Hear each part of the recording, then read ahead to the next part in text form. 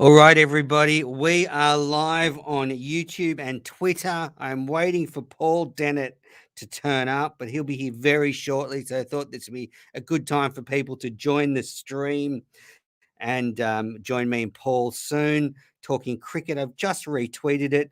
I would say the best place to watch these live shows is on YouTube. If you subscribe to our YouTube channel, then you get notified whenever we go live. Unlike when you're, say, watching on Twitter where you're sort of scrolling, YouTube's probably a better experience. So if you are thinking of keeping an eye on all these broadcasts, go to our YouTube page. The links are on our Twitter pages and in the show notes. Thanks everybody for watching. We're here to talk about the big performance last night from Australia, beating Sri Lanka by 7 wickets in their second T20 World Cup game. It was a much more convincing performance than their first game against South Africa. They struggled to run down the target in the first game, but they cruised to victory against Sri Lanka after being set 155 to win. They got there with 18 balls to spare and with 7 wickets in hand, so gives their net run rate a boost.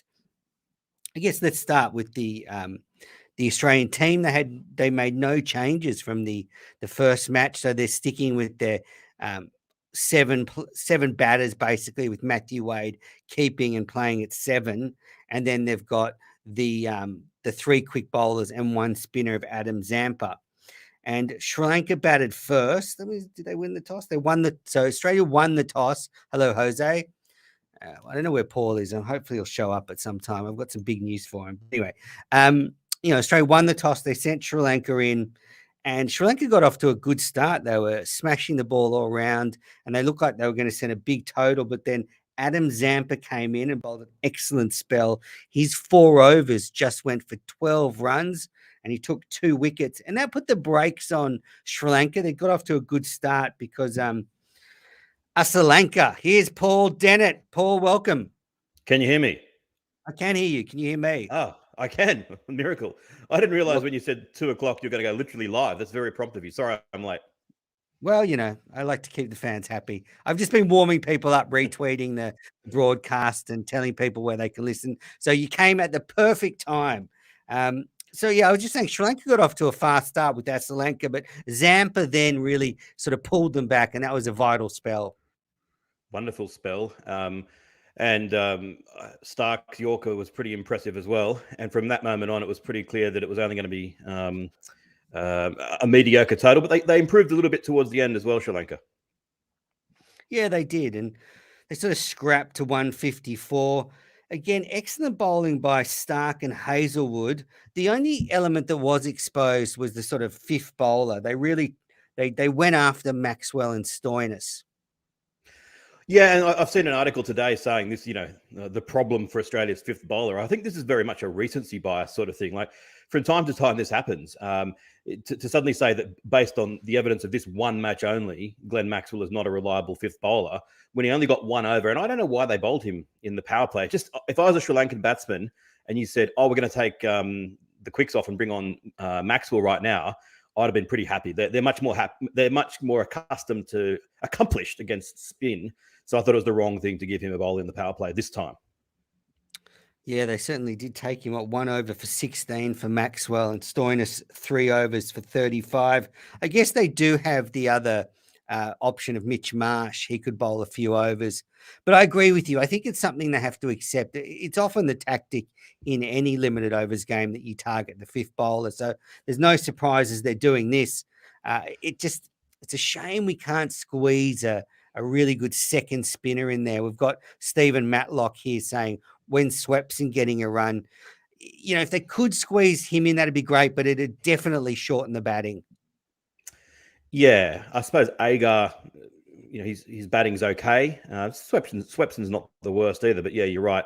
One other thing I thought was interesting was when I was watching it, I was really disappointed when he brought Stoinis on to bowl, what was it, the 4th last over, because I think Finch was thinking, right, I've almost got my sums done perfectly, but I've got 1 extra over that I have to squeeze in. that what they should have done was say that should be the 20th over, because they belted that fourth last over from Stoinis. Had they gone straight to Stark and Hazelwood, then they might not have had a 20th over. I think that's a mistake that captains sometimes make of, let's see if we can just squeeze it in, rather than going for the jugular. And, by the time of the 20th over, most bowlers are going to get pumped anyway. That's true. And sometimes when you squeeze in a bowler like, a part-time bowler, it just gives the batters a little bit of time to sort of get settled. They might get a bit of confidence. So you're right. It's a tough one for skippers. Just to note, there's a few questions coming through in comments. We'll get to them at the end of the broadcast. I think the best thing is to do is to sort of do our wrap up, then we'll go through all the comments. Otherwise, I end up just reading the whole time and not really concentrating. Before we go on, congratulations, Paul. Cricket Daily is a finalist in the Australian Podcast Awards. I did send you a message, but I thought I'd tell you the news live. Yeah, I couldn't believe it. That's fantastic. It's really, really nice to see. Yeah, I'm quite speechless. So yeah, congratulations to you. This is great. Absolutely. And thanks to all the contributors to it. All right, so let's continue. Australia bowled well. Mitchell Starc 2 for 27 off 4 overs. Hazelwood none for 26 off 4 overs. Pat Cummins 2 for 34. So another good all-round bowling performance. Sri Lanka restricted to 6 for 154. Were you nervous at the halfway break that total might be a little bit out of reach for the Aussies? I thought we'd win, but I certainly had a little bit of nerves. Even when the opening partnership started so well, I thought, I have seen situations like this where we can go from cruising to suddenly, if the middle order is exposed to quality spin and the wicket starts doing a bit, that it can unravel very, very quickly. So I think it was a boundary that Stoinis hit towards the end and made Justin Langer smile, where the run rate dropped to about 4 or 5 and over needed. And at that point, when we did about 20 off 25, that was the only time I completely felt comfortable. That's, I suppose, shows what we've had in the past sometimes. Yeah, I sort of, me, I'm not particularly confident on this side, but at the halfway mark in Australia's innings where they just needed 60 off 60, I was very confident from there with the great Steve Smith there to knock it around that would bring the show home. So let's start at the top of the order, because I think it was such a welcome relief to everybody, the selectors of the Australian cricket team, the fans, the captain, the fact that Finch got off to a rocketing start with 37 of 23 deliveries, 5 fours and 2 sixes. And Finch actually took a bit of pressure off Warner early. He sort of opened the shoulders, and Warner 65 off 42. But those two, I think, scored over 60 in the power play, which is the most expensive power play so far in the tournament. So that was, a real boost. It certainly was. And as the cliche goes, it's a game of small margins. That one where Finch was given not out LBW early on. When it hit him, I thought I wouldn't give that out, but I don't think the umpire will. But geez, he might. That's quite a lot of things to think about in 1 second, I suppose. But when they showed the replay and it was umpire's call, had he given it out, that would have been the end. And we might be having a very different conversation today. Yeah, and there was also the bit of luck for David Warner where Chimera found his glove down leg side, and Pereira, the keeper, dropped a bit of a dolly. It kind of ballooned to him, and that sort of was the luck Warner needed. From there, he never looked back. It just exemplifies the difference between the sides. The Australian fielding was superb. The Australian fielding side is the best side in the world by a million miles. That every time Jadeja fields well and they say, oh, he's a great fielder. I reckon if Jadeja was in the Australian field, in the Australian side, he'd be just an average fielder, good, average, solid fielder. They are all amazing. And the performance in the field was brilliant. Compare that to what we just described. Even before that, Finch hit a cut shot that was misfielded on the boundary, gifted Australia a 4. The best thing about that caught behind was that the bowler was so certain that the keeper was going to catch it. He started celebrating, and the umpire had actually half raised his finger to give it out until they both then realised, oh my God, he's dropped that. Yeah, well, poor bowler. And look, those little things, they often say it, but can just, that little extra chance that Warner gets, he goes on to make 65, 10 boundaries, that could turn his career around. I remember when Justin Langer was a test player and he was facing when Mark show got the 334. Yes, and he was plumb middle of middle stump. He goes on to make 100 and never looks back. I was going to say that. I thought I better not say that. Manners will be annoyed at me for bringing up irrelevant history. We're like two peas in a pod sometimes. Shoaib Akhtar's been in the news. I think we'll touch on that before we finish this broadcast. Yep. And then from there, look, Glenn Maxwell came out. He made 5 off 6. I think they wanted to try and boost the net run rate. Didn't work out that time. Steve Smith, his normal strike rate of 107. Don't be insulting. Don't be insulting. Just saying, just making a point. That's about he's sticking to his form. 28 not out of 26 balls. Marcus Stoinis 16 not out. What? Steve Smith, sorry. Steve Smith. Maxwell is just about my favorite player, but I thought it was a very poor shot that he played.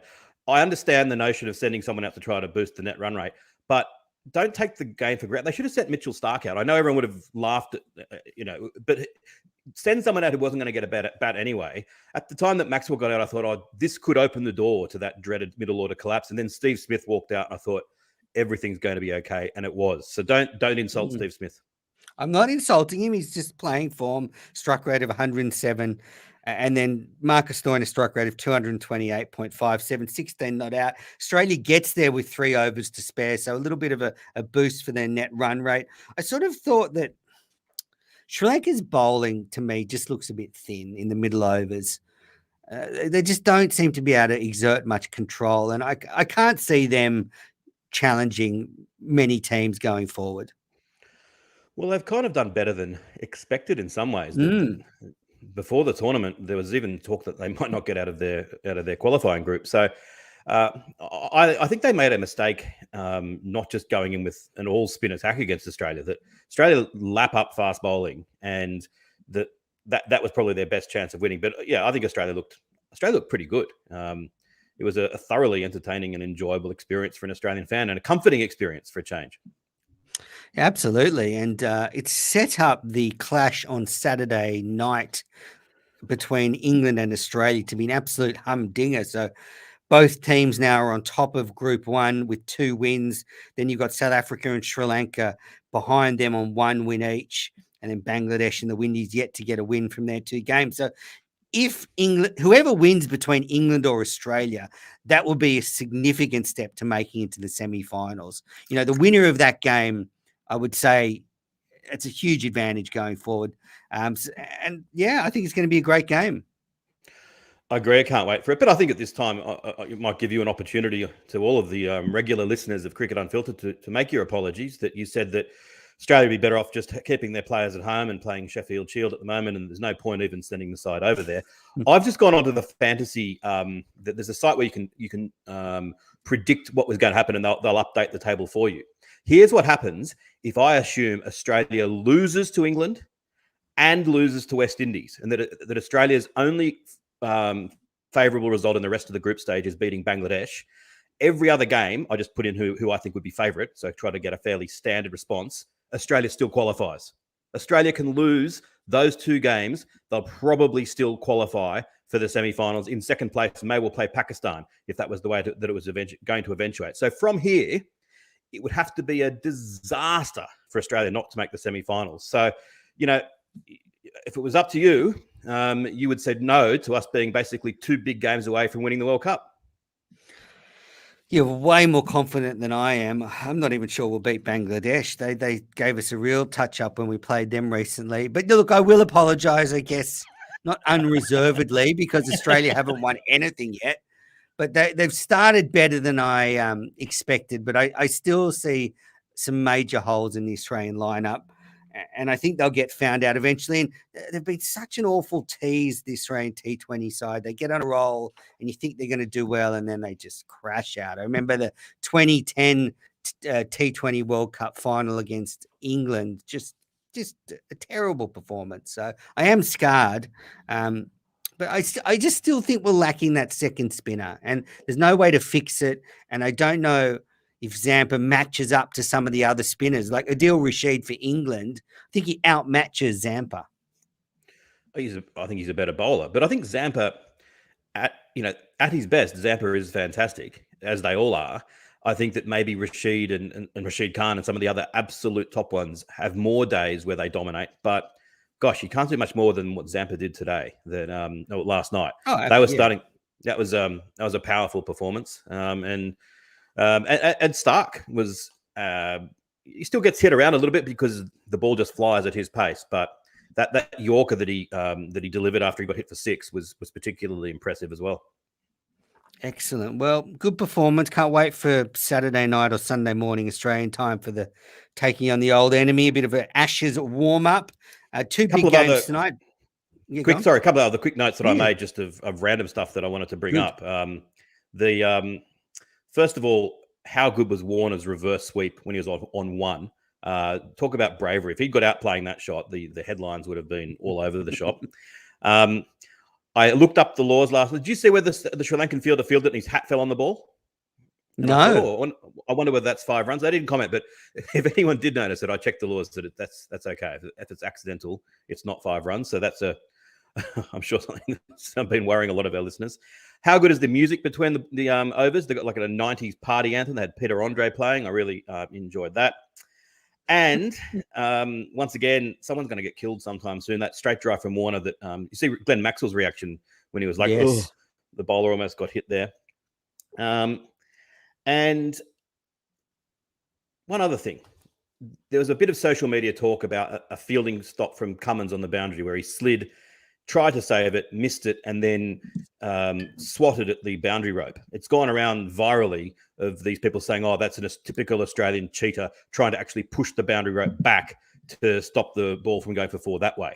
I just like to say anyone who thinks that is clearly insane. That is not, there's no way that that's what he was trying to do. I criticize the Aussies whenever they need to be criticized, but that was idiotic that was going around. It really annoyed me. I was fired up and I was about to start firing off tweets and decided better not go to bed. And I woke up in the morning, I was a bit calmer, but I just wanted to sort of vent my spleen just there about that.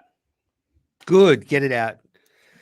2 big games tonight in the T20 World Cup, Bangladesh v West Indies, both yet to get a win. So, must win for one of those sides. You'd expect the Windies to get up, but no guarantees.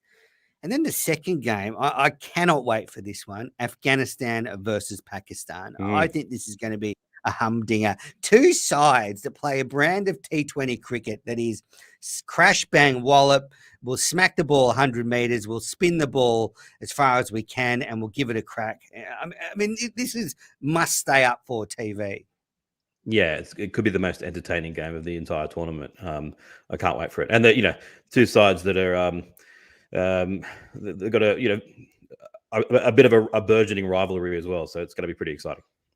Yeah, and I love watching Afghanistan play because remember when Warren used to come on and there was that buzz about, what's he going to do? I think there is that little bit of magic around some of the Afghanistani spinners, Mujibur Rahman and Rashid Khan. They just bring something to game that really brings it to life. Muhammad Nabi. I mean, it's just a great team. So be watching that one. And then tomorrow night, South Africa, Sri Lanka, and then into the Australia-England game.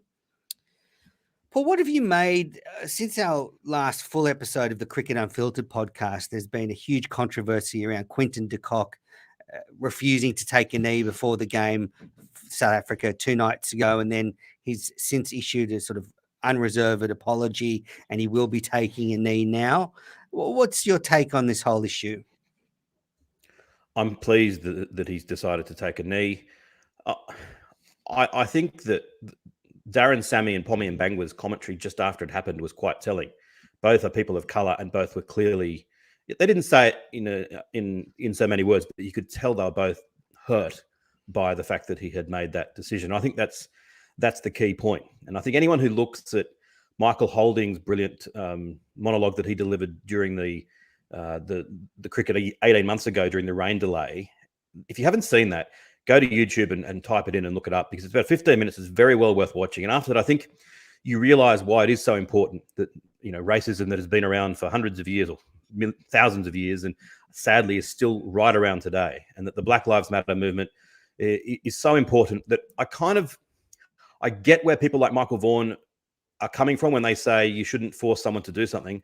But I just think in the grand scheme of things, if you listen to the way that those 2 commentators reacted, if you watch what Michael Holding said, and you really understand what a massive issue it was, I think I would say that most people would say that it's the right thing to do.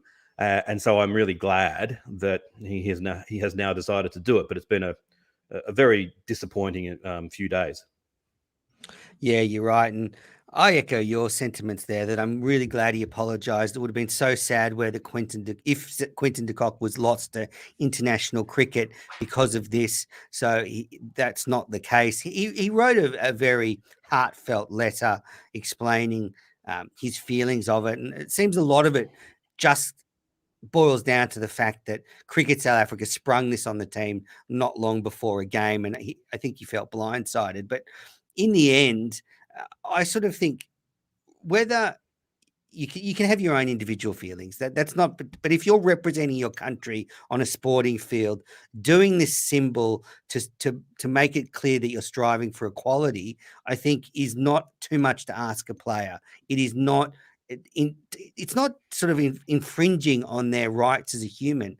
It's like wearing a blazer in a team photo. Just you've got to show the right symbols, and I think it's such an important message that they're delivering. And I'm just glad it's been resolved like this, because I really thought that would be it for Quinton de Kock, and he'd be playing T20 cricket around the world. Yeah, and it'll be good to see the whole South African side taking a knee before next game. I heard the most galling interview on SEN yesterday. Grant Elliott, the former Kiwi cricketer, but he's South African, was interviewed by Jared Waitley, and he made a series of bizarre comments. I really think Grant Elliott needs to go and get his head read and maybe broaden his horizons. He said things like, "I don't see colour, red flag." He said things like, "When Quinton de Kock was born, there was no apartheid. Red flag." I mean, really, the yellow card, red card, off you go, Elliot. That was bizarre. So if you want to hear some strange stuff, find that online. South Africa, though, they've won 1 from 2, so big victory for them when everything was against them. What did you think of? Did you see Shoaib Akhtar walking off set in the Pakistan television? He was being on a panel show with David Gower, Viv Richards, and he quit on air. Yeah, he's a lively character. I did see it, although I just got a surprise to see David Gower there, and I was really pleased to see that David Gower's got a job. And he spoke about it in his kind of usual urbane, understated way. But yeah, there's been quite a few things out of that India-Pakistan game which underline just how much it means to just how many people. And there's been some pretty bad takes along the way, but some, as I said in the Cricket I Filtered the other day, the thing that was best out of that whole game was the embrace between Kohli and Babar Azam and Mohammad Rizwan after they had beaten India. I thought that was a lovely gesture from Kohli, and showed, without wanting to be too much of a cliche, about how cricket can be a force for good. Absolutely. What was this Waqar Younis controversy? I just glanced at something that he made a comment that was about religion or something. What do you know what happened? Yeah, so Mohammad Rizwan at some point, I think it was after the game, went on his knees and was praying, and Waqar made a comment to the effect of that it was a highlight seeing him performing that prayer in front of all the Hindus, or words to that effect. And Harsha Bhogle, who's normally quite mild-mannered, really called him out on this and said that we're trying to see beyond religious differences, and how disappointing it was, and that he expected that there'd be an apology coming from Waqar Younis, and there duly was. So, yeah, another strange one. Crazy few days in the T20 World Cup. Yeah, hopefully we can get back to talking about sixes and fours, and not that I think you can ever live in a bubble. And no, I think Jared Waitley actually puts it best that cricket is always a reflection of life. So if there's problems in the real world, they're going to be reflected in the cricket, and you just have to accept that. Yep, absolutely. All righty, Paul. Well, look, I think we'll leave it there for this edition. Anything else that you want to raise before we end this broadcast? No, it's continues to be a really entertaining World Cup. I'm delighted that Australia are 2 from 2. I'm really looking forward to the game against England. I think England definitely start as favourites, but as I said, not assuming that we're going to beat Bangladesh at all. We may not, but if we do lose to England and we do lose to West Indies, there is still every chance that we'll qualify for the semis. So Australia at this stage looking pretty good. Let's see how this ages in the coming weeks. Australia, yes, Hooray. we're gonna win it. Alrighty, well, Paul, let's try and do something after the England game on Sunday. At some point, we'll squeeze in a quick chat to review it. And thanks to everyone who's watched. Thanks to everybody that's listened, because I'm going to put this out on the Cricket Daily and Cricket Unfiltered feed. And we'll be back soon.